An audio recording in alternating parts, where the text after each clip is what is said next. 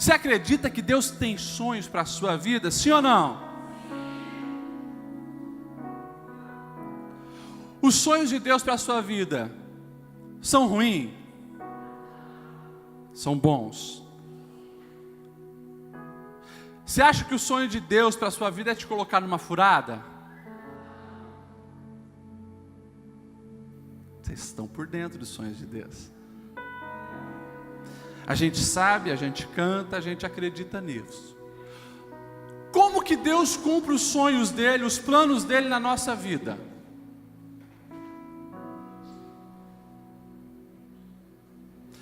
O nosso Deus, Ele criou todas as coisas. O nosso Deus criou os céus, criou a terra, criou as estrelas, criou o mar. Tudo isso pelo poder da palavra. Falou, aconteceu. Nosso professor de teologia, Gesiel, não foi assim? Deus falou e tudo aconteceu. Deus na nossa vida, Ele podia falar e os sonhos dele se realizarem. Mas as coisas não acontecem assim. Deus cumpre os sonhos quando Ele acha um coração disposto, quando Ele acha um coração que quer que os seus planos se cumpram na vida. E mesmo no mundo caído, que virou as costas para Deus, um mundo pecaminoso, o Senhor continua cumprindo sonhos. Amém? A sua Bíblia diz assim, 1 Samuel,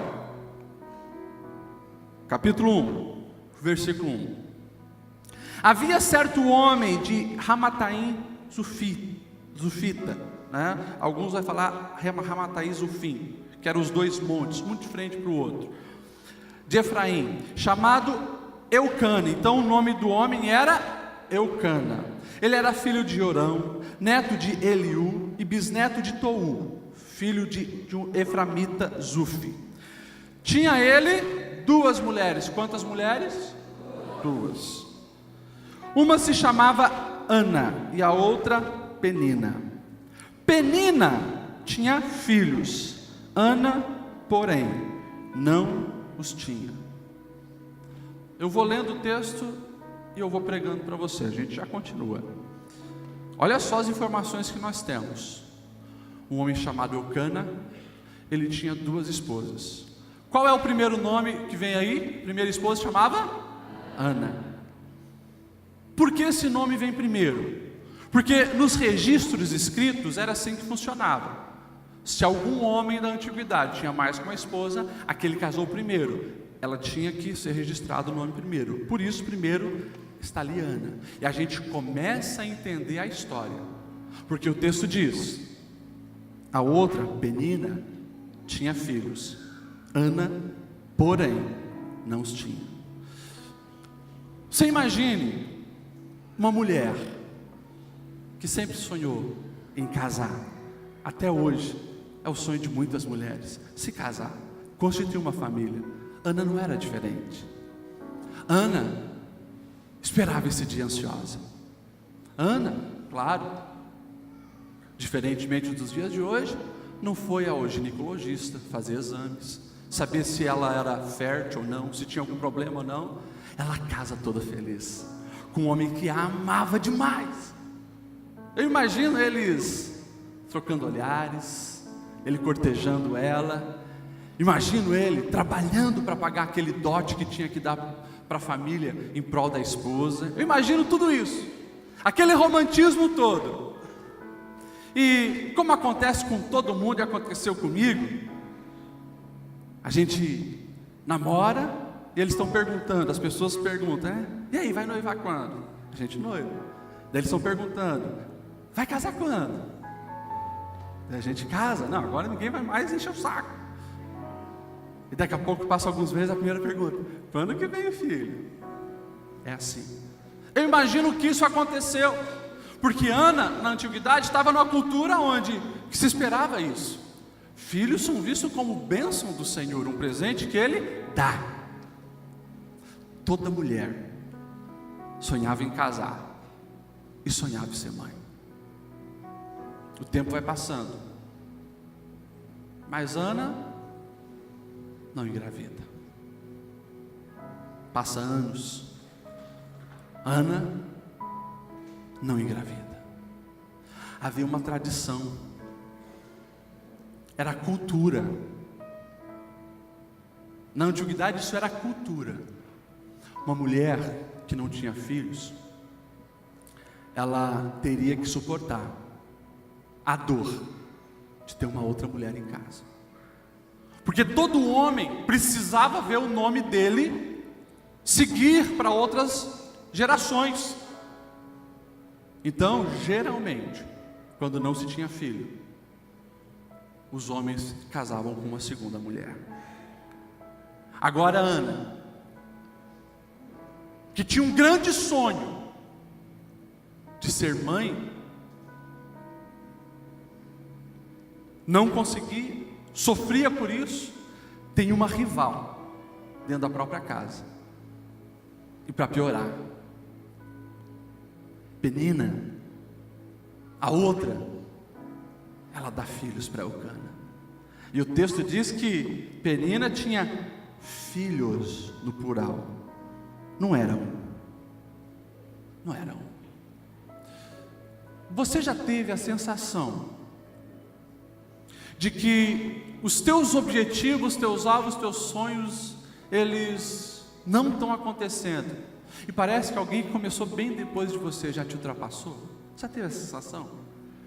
Parece que você está ficando para trás, e parece que os sonhos dos outros se realizam e o teu não, e aquilo só te angustia. Eu fico imaginando o que se passava na cabeça de Ana quando os filhos da outra choravam. Talvez Penina, para fazer birra, deixava aquelas crianças chorarem até mais tempo em vez de acudi-los, para provocar. Esse era o cenário. E sempre, a vida é assim até hoje. Escute isso, homens e mulheres. Deus fez o homem para casar com uma mulher, a mulher para casar com um homem. Quando passa disso, vai dar problema. Pode pegar todas as histórias, dá problema. E aqui tinha um grande problema. Ana estava sofrendo, mas mesmo em meio ao sofrimento, Deus estava trabalhando. Deus tinha um sonho. O sonho de Deus era que aquela nação de Israel, perversa, desobediente, tivesse um novo juiz segundo o coração dele. O sonho de Deus era que os sacerdotes fossem de fato segundo o seu coração, e não como Ofni e Finéias, os sacerdotes daquela época que estavam pervertendo todas as coisas. Deus tinha um sonho, Ana tinha um sonho, e a gente vê que mesmo em meio ao sofrimento, mesmo com o tempo demorando para passar, para as coisas acontecerem, Deus estava trabalhando. Olha o verso 3: esse homem subia da sua cidade de ano em ano, para adorar e sacrificar ao Senhor dos Exércitos em Siló. Estavam ali os dois filhos de Eli, que eram Ofni e Finéias, como sacerdotes do Senhor. Esses eram os sacerdotes perversos. Independente de uma liderança corrupta daquele povo, essa era uma família piedosa. O texto diz que de ano em ano eles buscavam a direção do Senhor. Verso 4: no dia em que Eucana oferecia sacrifícios, dava porções à sua esposa Penina e todos os filhos e filhas dela, mas a Ana dava porção dupla, porque a amava, apesar de que o Senhor a tinha deixado estéril. E porque o Senhor a tinha deixado estéril, a sua rival a provocava continuamente a fim de irritá-la. Isso acontecia ano após ano. Sempre que Ana subia à casa do Senhor, sua rival a provocava, e ela chorava e não comia. Olha a cena da família. Penina, muitos filhos, recebia uma porção, não sei quantos filhos ela tinha, porção para ela, porção para os filhos. Eucana amava tanto Ana, que para Ana, ele dava o dobro do que tinha dado para Penina, de tanto que ele amava aquela mulher. Só que o vazio do coração de Ana só podia ser suprido pelo sonho que Deus tinha lhe dado, pelo sonho que ela tinha de ser mãe. Não adiantava aquelas porções. E para complicar, a Bíblia deixa bem claro que aquela rival zombava e provocava. Quando nós olhamos para isso aqui, a gente consegue entender que as mulheres são uma bênção. Sim ou não? As mulheres são uma bênção. Mas quando uma mulher tira para ser ruim, sai de perto. Quando uma mulher tira para provocar, para confrontar, sai de perto, que ela sabe fazer isso. A coisa é tão feia que Provérbios 28:19, Salomão diz: melhor é viver num deserto do que numa casa com uma mulher rixosa, uma mulher amargurada. Você imagina isso? E lá estava Penina. Penina era aquela que, quando via Ana se preparar para adorar ao Senhor, ia até a cidade de Siló, aonde se encontrava ali o tabernáculo, Penina provocava mais. Olha que interessante o verso 7, diz justamente isso. Isso sempre acontecia quando Ana subia à casa do Senhor. Escute o que eu vou dizer aqui para você. Você tem sonhos? Sim ou não? Os sonhos podem se realizar quando são colocados aos pés do Senhor. Mas o teu adversário sabe disso. É por isso que o nosso adversário tenta minar a nossa fé, porque ele sabe que quanto mais nós nos aproximamos de Deus, mais também nós estamos perto de ver os sonhos de Deus se realizarem na nossa vida. Garanto que você já foi criticado algumas vezes, porque na quinta-feira você vem aqui. Garanto que você já foi criticado alguma vez, porque você se tornou um crente, um Bíblia, um Jesus. Ei, continue buscando. Quanto mais perto estiver do Senhor, mais perto você vai estar dos sonhos que Ele tem para você. Essa Penina era usada pelo inferno para zombar da fé de Ana. E me chama a atenção um detalhe. Eu não sei se você observou o que nós lemos aqui no versículo 5. Ana dava uma porção, Eucana dava uma porção dupla a Ana, porque a amava, apesar de que o Senhor a tinha deixado estéril. Quem tinha deixado Ana estéril? Pastor Lediel, você vai pregar mesmo sobre isso? Tem muita gente que foge desse versículo. Como assim o Senhor tinha causado aquele problema e aquela humilhação? Eu não sei como é que era a esterilidade de Ana, mas a gente sabe, o Senhor tinha segurado a madre dela para não dar filho. Olha isso, isso é forte. Às vezes a gente não entende, e posso dizer a maioria das vezes, a gente não entende o fator da nossa dor. A gente não entende o porquê aquilo está acontecendo conosco. A gente não entende porque a gente é piedoso, porque a gente vai na igreja, porque a gente medita na palavra, e temos esse problema, esse calo, e somos muitas vezes humilhados e chacotados por isso. Quem sabe é você que está aqui e o seu filho está desviado, e alguém olha para você e diz: adianta ter essa fé toda? Ou você está numa situação financeira terrível, e alguém está dizendo: adianta? Talvez você está com uma crise no teu emprego existencial, e as pessoas olham e zombam de você por causa disso. Escute o que eu vou te dizer. Assim como Deus estava trabalhando em Ana, o Senhor muitas vezes trabalha na nossa vida. O trabalhar de Deus nem sempre gera sorriso nos lábios. Muitas vezes gera lágrimas e dor. Por quê? Porque o Senhor está preparando algo grande para a nossa vida. Ei, você acha que Golias ele foi levantado para apenas afrontar o povo de Israel? Davi já tinha sido ungido. Golias, o grande inimigo de Israel, seria o fator de promoção do menino Davi. Sabe esse Golias que está na tua vida? Esse gigante? Sabe essa esterilidade que está aí? Ela está com o tempo contado. Se você tem uma aliança com Deus, está com o tempo contado. Porque o sonho está chegando. O sonho está chegando. Então, não é para reclamar, não é para murmurar, é para chorar, é para buscar a presença de Deus. Porque o Senhor está preparando o teu coração também, na crise, para você desfrutar dos milagres e dos propósitos dele.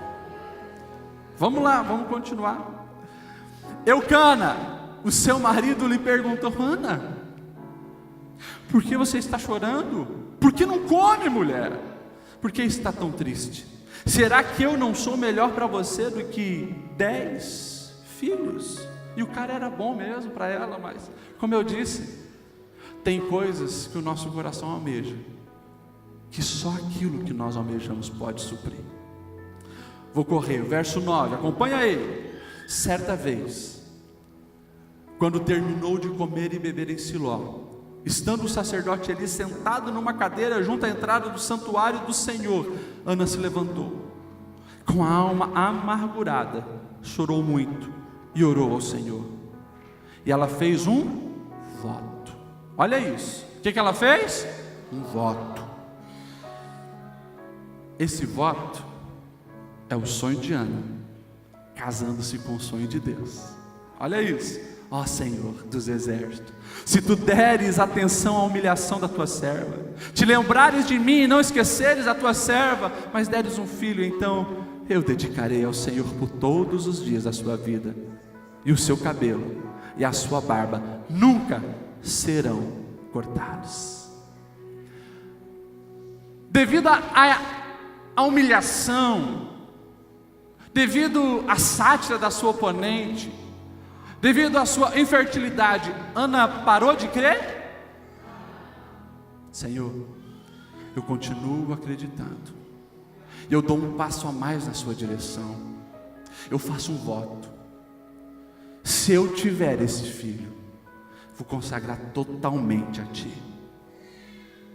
Ela faz um voto de nazireado para esse filho. O que é nazireado? Uma consagração total, onde os homens naquela época, quando eram consagrados, eles não cortavam o cabelo, não cortavam a barba e não tomavam vinho. Era uma maneira de mostrar publicamente que a vontade deles era fazer a vontade de Deus. Essa mulher, ela estava ali desejosa de que o seu filho fosse totalmente consagrado ao Senhor. Tem um versículo ali que diz: essa mulher, ela derramava a sua alma diante de Deus. Irmãos, escute o que eu vou te dizer. Na tua dor, nas tuas lágrimas, na tua angústia, ora. Essa expressão que talvez você já ouviu a gente falar aqui nessa igreja algumas vezes, derramar a alma diante de Deus, é o que está faltando você fazer. Sabe por quê? Quando a dor é tanta, ali acontecem as nossas melhores orações, porque são reais, são de coração. Não é apenas a religiosidade quadrada que a gente vive, é a alma sendo derramada diante de Deus. Nessa altura, Ana estava num clima tão bom com Deus, que ela casa o seu sonho com o sonho de Deus e diz: eu vou entregar a Ti o sonho que eu tenho. Eu tenho um sonho, mas eu quero consagrar a Ti. Ei, o teu sonho, ele precisa estar casado com o sonho de Deus. O teu sonho, ele precisa ter um alvo final de glorificar o nome do Senhor. E você vai ver Deus realizando os seus sonhos. Deixa eu correr. Verso 12. Ela foi para o templo, derramava a alma. Enquanto ela continuava a orar diante do Senhor, Eli, um dos sacerdotes, observou a boca mexendo. Essa mulher chorava, balbuciava. Como Ana orava silenciosamente, os seus lábios se mexiam, mas não se ouvia som. Então Eli pensou que ela estivesse embriagada, e ele lhe disse: "Ó mulher, até quando continuará embriagada? Abandone o vinho." E Ana respondeu, olha só a maneira que ela responde: "Não se trata disso, meu senhor. Eu sou uma mulher muito angustiada. Não bebi vinho nem bebida fermentada. Eu estava derramando a minha alma diante do Senhor.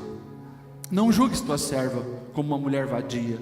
Eu estou orando aqui até agora por causa da minha grande angústia e tristeza."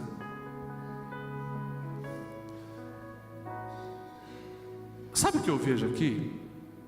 Uma mulher que sofre e é incompreendida. Por Penina, era ridicularizada, humilhada. O marido não entendia o motivo de tantas lágrimas só por causa de um filho, porque agora ele já tinha filhos com a outra e ele amava mais ela e dava muitos presentes para ela. Não entendia por que ela sofria tanto. E agora o pastor dela também não compreende. Pergunta: mulher, o que você está fazendo? Você está bêbada para estar desse jeito aqui? Agora, me chama a atenção a reação de Ana, diante de todas as pessoas que a cercavam. Você não vê ela brigando, xingando, quebrando o barraco com Penina? Você não vê ela desrespeitando o marido e nem o pastor dela. Pelo contrário, o pastor que pensa que ela está bêbada, ela: meu Senhor, olha isso. Você precisa entender que essa ideia de pagar com a mesma moeda não vem de Jesus. Isso é infernal. Sabe essa ideia satânica que o diabo colocou no seu coração, na sua mente, que você não leva desaforo para casa? Isso é só cilada para te destruir. Sabe essa ideia de eu vou quebrar o pau mesmo? Isso não leva a nada. Pelo contrário, você acaba comprometendo os sonhos que Deus estava realizando na sua vida. O que ela faz? Ela chora para Deus, ela ora para Deus. Ninguém entendia a angústia da sua alma, mas ela sabia quem entendia. Deus conhecia o íntimo do seu coração, o DNA da sua angústia, e é ali que ela clamava, ali ela chorava. Sabe o que eu olho para também esses versículos que nós lemos e eu aprendo? Eu aprendo que essa mulher, ela consegue conciliar teoria e prática, porque ela não quer apenas que o seu filho lá na frente se torne um nazireu, alguém consagrado ao Senhor. Ela sabia que ela precisava estar totalmente dedicada ao Senhor para ensinar, ser exemplo para aquele menino. O texto diz, ela diz para o sacerdote: não bebi, nem tomei nada fermentado. Por quê? Porque ela tinha um sonho e ela já estava agindo conforme o seu sonho. Você entende isso? Ei, escute, e desculpa se eu ser um pouco indelicado contigo, mas você que tem o sonho de prosperar financeiramente, fica dando esse jeitinho, você não vai chegar a lugar nenhum. Se a tua prática hoje não está também aliançada com o seu sonho lá da frente, já era. Ei, você que quer ter uma família abençoada, mas você é promíscuo, já está planejando aí no carnaval beijar 300, você está minando o seu sonho. Tem sonho? Que bom, Deus te deu. Começa a agir conforme esse sonho. Começa a fazer aquilo que está no coração de Deus. Você vai ver, Deus entende isso como aliança e vai trabalhando na sua vida. Ela estava ali, se preparando para receber a tua bênção. Depois, verso 17, e Eli respondeu. O profeta entendeu que ela não estava bêbada. Mulher, vá em paz, e que o Deus de Israel lhe conceda o que você pediu. E ela disse: eu espero que sejas benevolente para com a tua serva. Então ela seguiu o seu caminho, comeu, e o seu rosto já não estava abatido. Sabe o que é isso? É o poder da fé. Sabe o que é isso? É no momento da angústia, não sair brigando e chutando o pau da barraca. Ela vai derramar a alma perante o Senhor. E quando ela percebe que agora o profeta está de fato em sintonia com os céus, falando para ela, e diz: vai, que Deus conceda a sua bênção, ela toma posse. Eu espero que assim seja. E ela já sai do momento com Deus renovada, com a alma refrigerada. Ela vai, estava sem comer, ela come e já tem um sorriso na sua face. Por quê? Porque ela sabia que Deus pode realizar os sonhos que ela não conseguiu por seu esforço próprio. Olha o que o texto diz. Na manhã seguinte, eles se levantaram, adoraram o Senhor, voltaram para casa em Ramá. Eucana teve relações sexuais com a sua mulher Ana. O Senhor lembrou-se dela. Sabe o que eu acho extremamente interessante? Esse versículo diz que na manhã seguinte, eles se levantaram e fizeram o quê? Adoraram. Ela tinha recebido o milagre já? Sim ou não? Não. Ela tinha fé que Deus ia cumprir os seus propósitos. Ela não tinha recebido. Antes mesmo de receber a bênção, ela já estava adorando a Deus. Ano passado nós falamos sobre o poder do louvor e da gratidão. Você tem praticado isso? Ou você é um adorador circunstancial? Tem dinheiro no bolso? Deus, tu és bom, glorificado seja o teu nome. O bolso está vazio? Tchau, Deus. Tem dinheiro na conta? Deus é bom. Não tem? Deus é mau. Estou sofrendo? Deus é mau. Hoje estou feliz? Deus é bom. Ei, Deus é Deus. Independente da situação que você tem vivido, Deus é Deus. Continua soberano, digno de honra, glória e adoração. Ana entendeu isso. Não estava com os filhos no braço, mas ela já estava com a mão erguida dizendo: Deus, eu te adoro. Deus, eu te louvo. Deus, glorificado é o teu nome. Deus, tu és bom. Chave de vitória, chave de conquista, chave para desfrutar os sonhos. Adorar, adorar, adorar. Verso 20. Assim Ana engravidou no devido tempo, deu à luz um filho e deu-lhe o nome de Samuel, dizendo: eu pedi ao Senhor. E Ana consagrou Samuel a Deus. Já imaginou como é que foi essa gestação? Ana adorando ao Senhor e a barriga crescendo, né? Diferente da maioria da gente. Quando a gente tem a barriga crescendo, a gente fica triste, né? Ana não, a barriga ia crescendo e ela ia ficando mais feliz, vendo promessas, vendo sonhos, vendo a bondade do Senhor se manifestando na vida dela. Ei, você já parou para pensar aqui, nesse contexto de 9 meses de gestação? Quem sabe as setas que Penina lançava para desanimá-la, para tentar incentivar, quem sabe, um aborto, tanta angústia, tudo isso caiu por terra. Ana estava ali, gerando os sonhos de Deus. Eu disse que nós não entendemos os planos, os projetos e o tempo de Deus. Eu disse que muitas vezes pessoas que começaram bem depois que nós, já nos passaram na frente. Agora, o que Deus tem para você, meu irmão, é para você. E a bênção que Ele tem é o suficiente para te promover, para te abençoar, para te colocar no lugar que Ele deseja para a sua vida. Quem aqui sabe o nome dos filhos e filhas de Penina? Levanta a mão.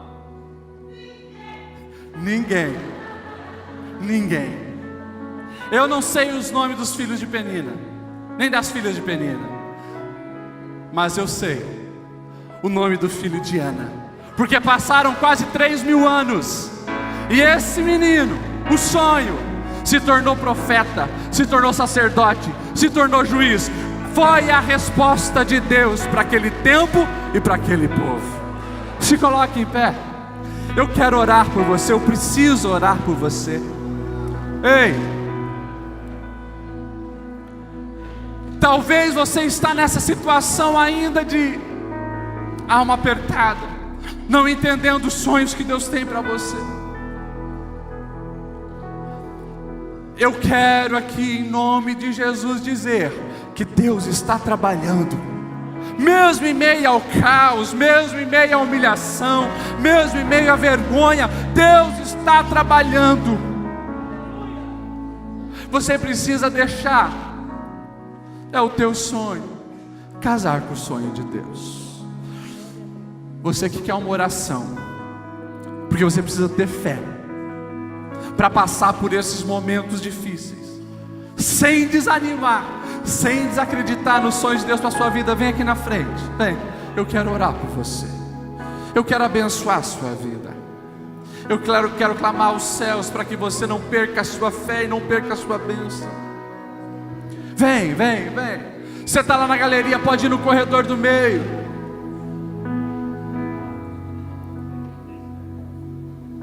Isso, dá um passinho mais para frente,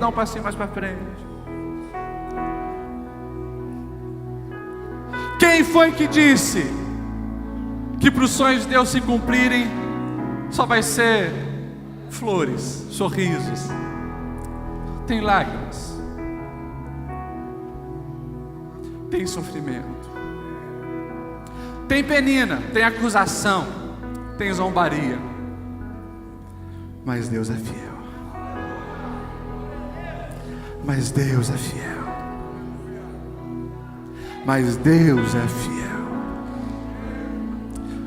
Feche os seus olhos, comece a orar, comece a derramar sua lágrima diante do Senhor.